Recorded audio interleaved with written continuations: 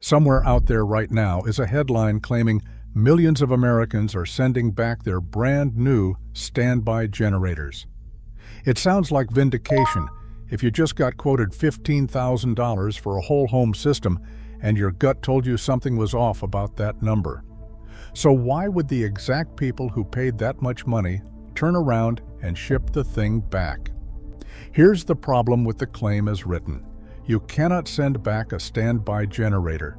It's bolted to a concrete pad in your yard, wired into your panel by a licensed electrician, and plumbed into a gas line running under your lawn.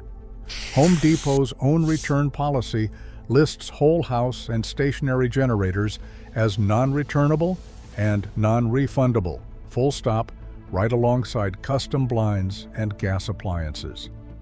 So what nobody selling that headline seems to have checked is that the millions of return story everyone's been sharing isn't actually a return story at all. It's about something the standby generator industry would rather you not look at too closely, and it's sitting right there in Generac's own financial filings, inside a federal courtroom in Florida, and in a recall notice from the Consumer Product Safety Commission. I spent 35 years wiring homes and standing in driveways during outages, watching families find out the hard way whether their backup power actually did what the salesman promised. So let's do this the right way. Let's separate what's actually documented from what's just a viral claim that sounds good in a thumbnail, because this audience has electricians and generator technicians reading every word in the comments. And if I get a single spec wrong, you'll let me know before this video's even finished processing.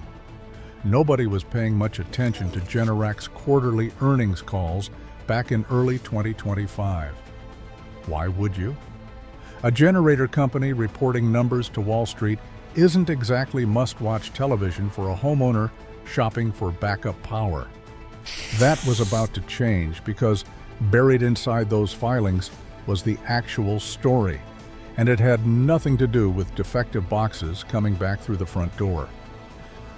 Before we get into any of that, though, there's one genuine exception worth knowing, because if you bought your standby generator a certain way, this next part actually applies to you. Costco applies its famously loose, almost open-ended return policy to the Generac standby units it sells through its warehouse stores.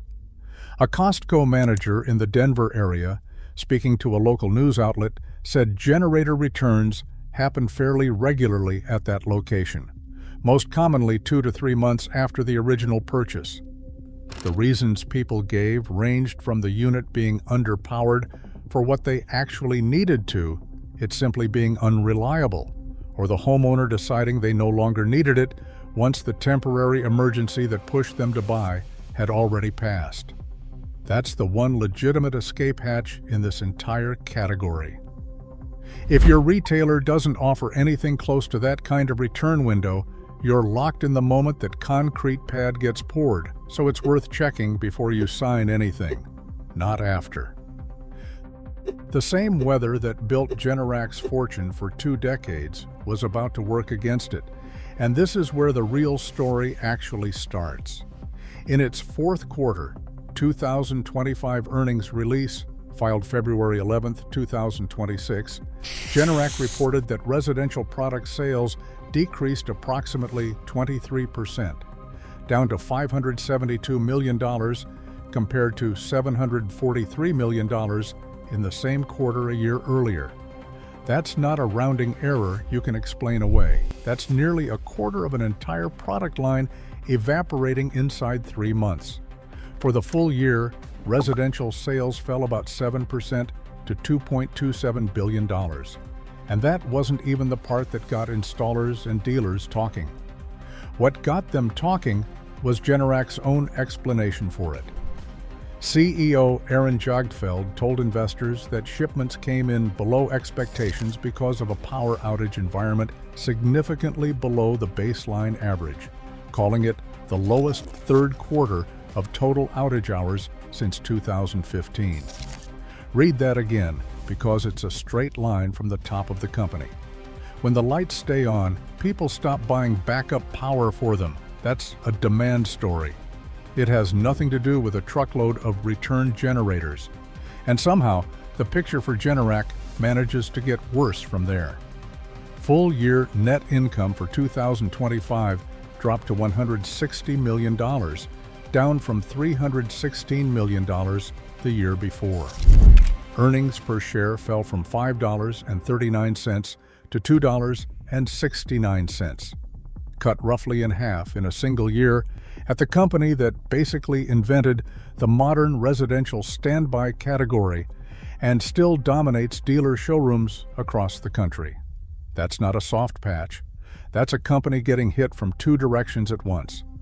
So where is all that energy and investment going instead, if not toward the homeowner shopping for backup power right now? On June 2, 2026, Generac announced a global supply agreement with an undisclosed hyperscale data center customer, and shares jumped about 8% on the news alone. Commercial and industrial sales, driven largely by the artificial intelligence data center boom, rose about 10% in the fourth quarter. At the exact same time, residential was falling 23%. 2026 guidance projects roughly 30% growth in commercial and industrial, against about 10% growth in residential. Put those two numbers side by side, and the direction isn't subtle. The generator company that built its entire brand identity on your basement electrical panel is now chasing the electricity appetite of server farms running artificial intelligence models. Now, to be fair, because accuracy cuts both ways, Generac's residential dealer network actually grew to around 9,400 dealers, and the company's own 2026 guidance still assumes some residential rebound. This isn't a company abandoning homeowners overnight and turning off the lights on the category. It's a company whose center of gravity has clearly shifted, and you're allowed to notice that shift before you hand over a five-figure check for a product built by a business that increasingly sees you as the smaller opportunity in the room. This is where the story takes a turn nobody expected when they first heard millions of generators are being sent back. Because the real reliability problem isn't about returns at all. It's about a defect lawsuit that names the exact two sizes of generator most dealers push hardest. Dawson versus Generac Power Systems, filed in the Middle District of Florida in October 2024, alleges that certain 22 kilowatt and 24 kilowatt standby units sold between 2021 and 2024 contain a latent defect in the alternator and slip ring assembly. A defect, the complaint says, accelerates brush wear and leads to premature failure, frequently flagged on the unit's display by error code 1902. These aren't obscure hobbyist-sized machines either. The 22 kilowatt Guardian is Generac's single best-selling model, the one most dealers quote first because it covers a typical whole home load without pricing the customer out entirely.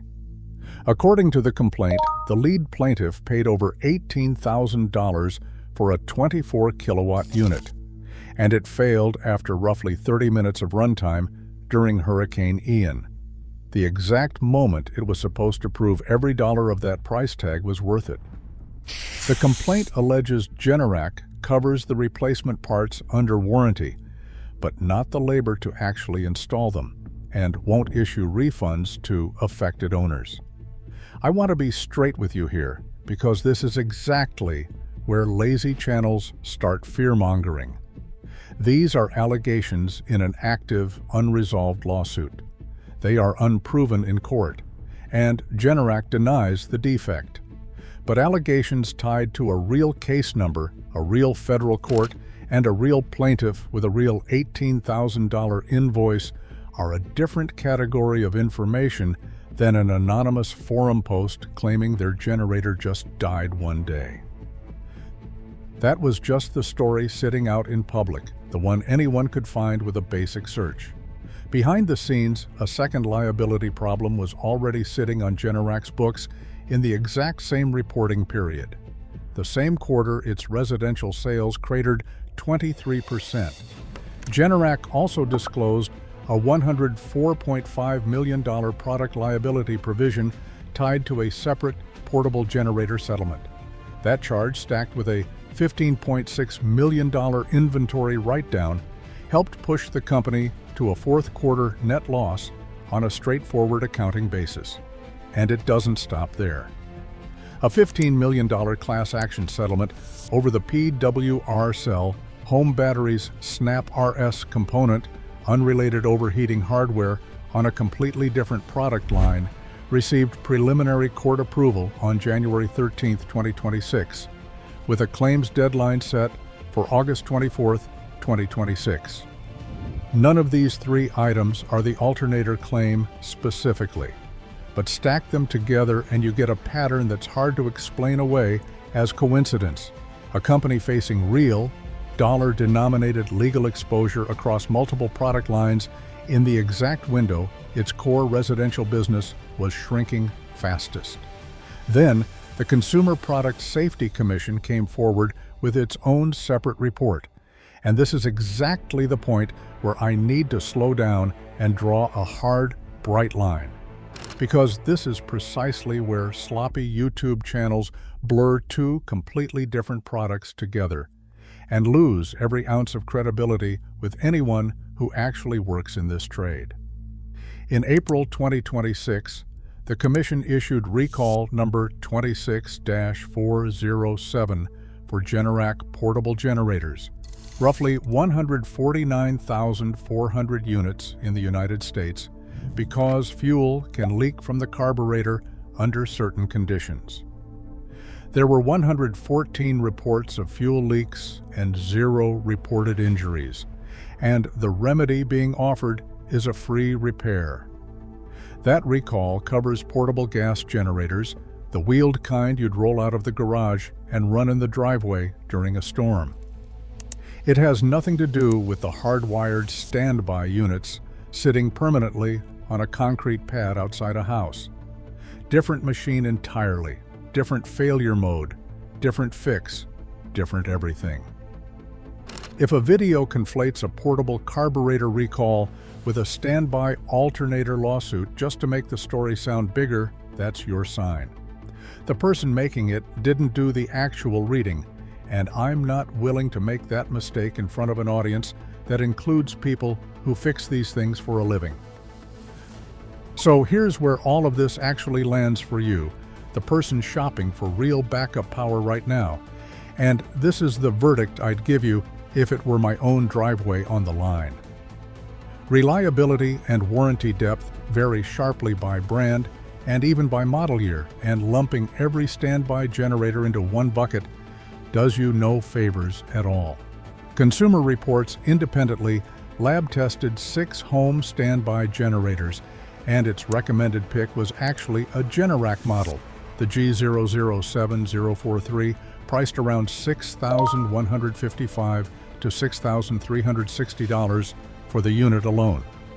I'm telling you that on purpose. This isn't a blanket avoid Generac entirely story, it's a know exactly which model and which model year you're buying story, because the lawsuit specifically targets the 22 and 24 kilowatt units sold in a defined window, not the entire product lineup. Champion, meanwhile, advertises warranty coverage running up to 10 years, the longest term among the mainstream residential brands, longer than Generac's standard 5-year term, even after the extended registration bump takes it up to 10. Cummins' RS13A model earned a specific mention for delivering its full rated output on both natural gas and propane, which matters more than it sounds like it should, because most standby units quietly lose a meaningful chunk of power output when running on natural gas instead of propane, and that derating rarely gets mentioned until you're already reading the fine print at your own kitchen table. And here's the detail that separates a genuinely good buying decision from a genuinely bad one more than any warranty document ever will. A 10-year warranty is worth exactly nothing if there's no dealer within driving distance who can actually show up during a storm. Ask any homeowner who's called for emergency service the week after a hurricane came through. The paper warranty means nothing at all if the nearest technician is booked solid for 6 weeks and every generator in a 50-mile radius needs the same part at the same time. Before you sign for any standby unit, call the local dealer directly and ask 2 questions: how many service trucks they actually run and what their average response time was during the last major outage in your area. That single phone call will tell you more about real-world reliability than any glossy spec sheet the salesman hands you. Choosing the lowest of 3 quotes on the table felt like the smart, careful move at the time. It wasn't, and the reason has nothing to do with any lawsuit. Now let's talk about the number that actually drives most of the genuine regret in this category, because it isn't a defect at all. It's the invoice. The best-selling Guardian 22 kilowatt unit runs somewhere between $10,500 and $15,000 fully installed, against a manufacturer's suggested price closer to $7,000 for the equipment by itself.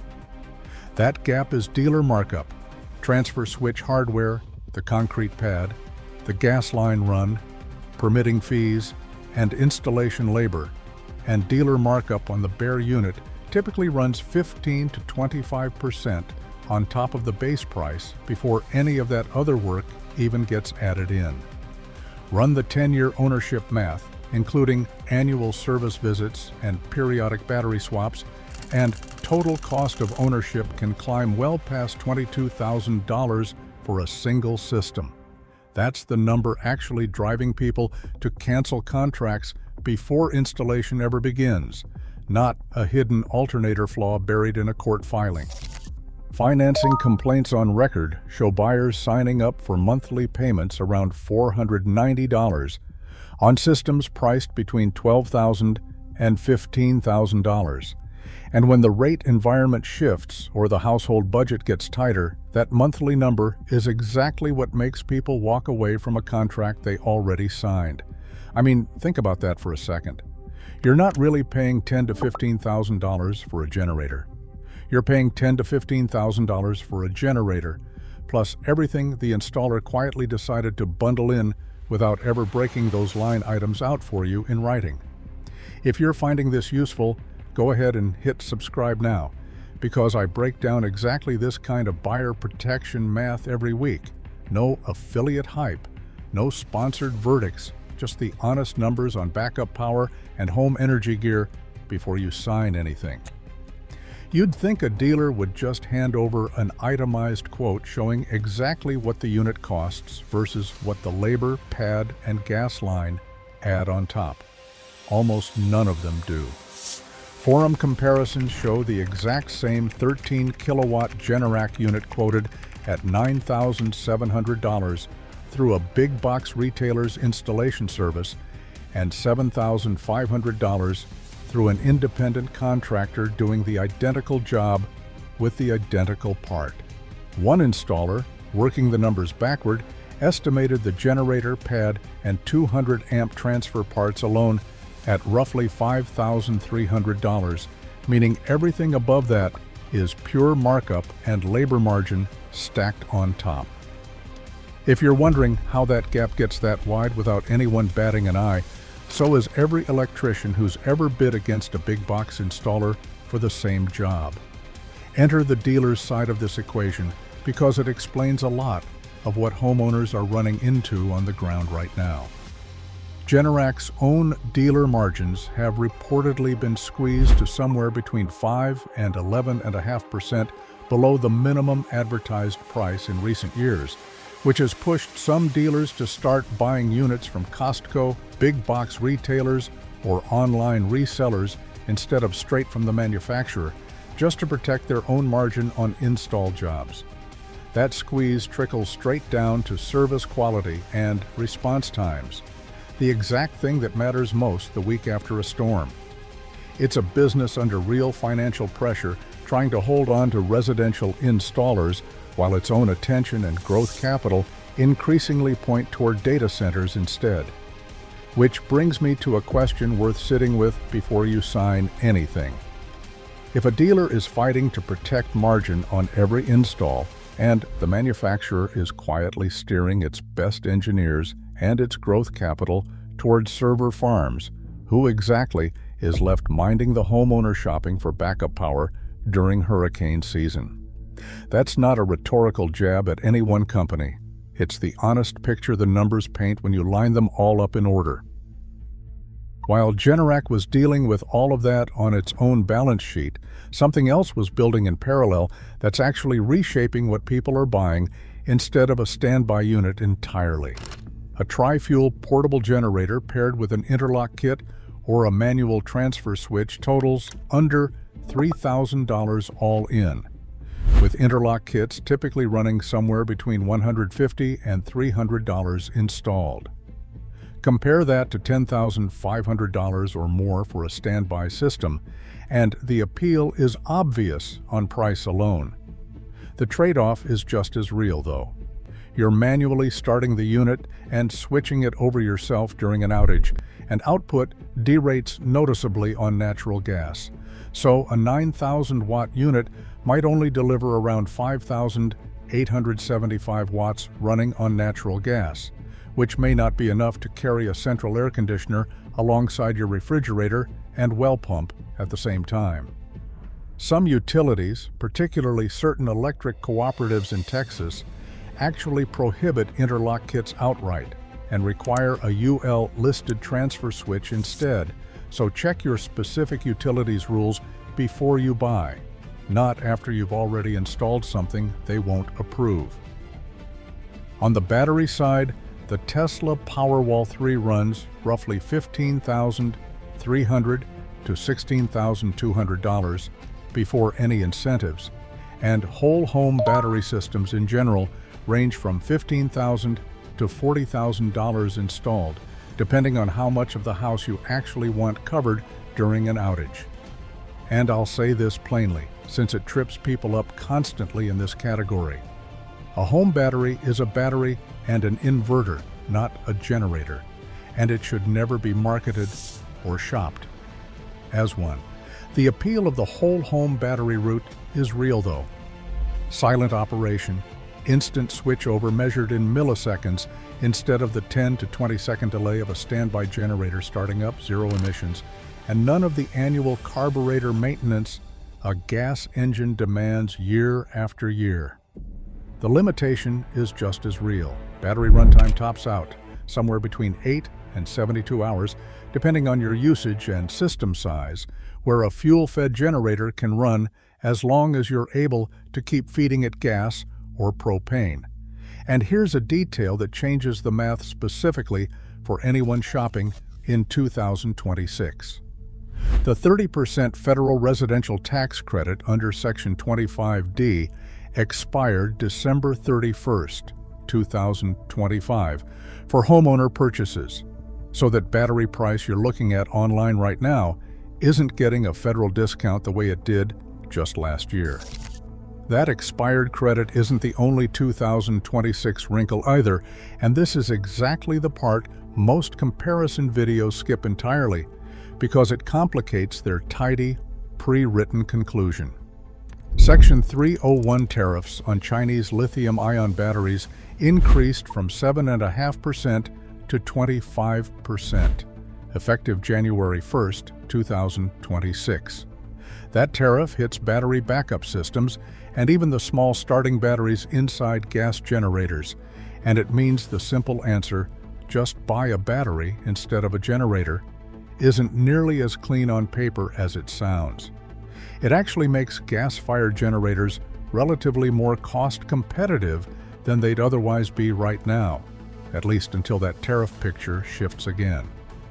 If you're the kind of buyer weighing gas against battery purely on price, 2026 is genuinely a closer call than 2025 was, and anyone telling you it's an obvious slam dunk, either direction, hasn't actually run the current numbers.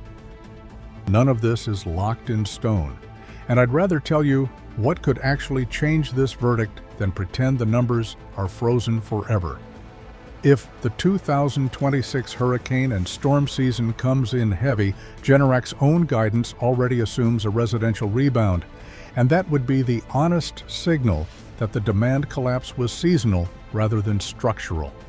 If the Dawson alternator case gets certified or settled, that would move the reliability story from allegation to documented fact, and I'd revisit this verdict the moment that happens. And if Congress ever reinstates a federal credit for battery storage, the tariff math I just walked you through shifts back in the battery's favor almost overnight. Watch those three things, not the headlines about returns that never happened. Before we wrap this up, I owe you the safety basics, because getting this part right is exactly how you protect both your family and your warranty, not because I'm trying to scare you away from backup power altogether. Never backfeed your electrical panel without a properly installed, listed transfer switch or interlock kit. Backfeeding without one can send power out onto utility lines and seriously injure or kill a lineman working to restore power somewhere in your neighborhood. And it can just as easily destroy your own generator and every appliance connected to your panel in the process. Any fuel-burning generator, portable or standby, runs outdoors only, well away from windows, doors, and vents, because carbon monoxide has no smell, no color, and no warning before it kills. And any hardwired standby installation needs a licensed electrician pulling a real inspected permit. Full stop. No shortcuts, no matter what a salesman tells you about skipping the paperwork to save a few days on the timeline. As of right now, the standby generator market isn't collapsing under some wave of physical returns because it physically can't work that way. What's actually happening is a trust recalibration. Buyers are doing the real math on installed cost, reading about a defect lawsuit that names their exact model size by number, and increasingly deciding a tri-fuel portable with an interlock kit or a battery system, despite this year's tariff headwind, gets them through the next multi-day outage without the five-figure invoice and the fine print nobody reads out loud. This story was never really about generators sitting unused in a warehouse somewhere. It's about an entire industry that got comfortable selling fear every hurricane season without ever having to show its homework, and homeowners who finally started asking for the receipts before they'd hand over a check. If you want the honest numbers on backup power without the sales pitch, that's exactly what this channel is for.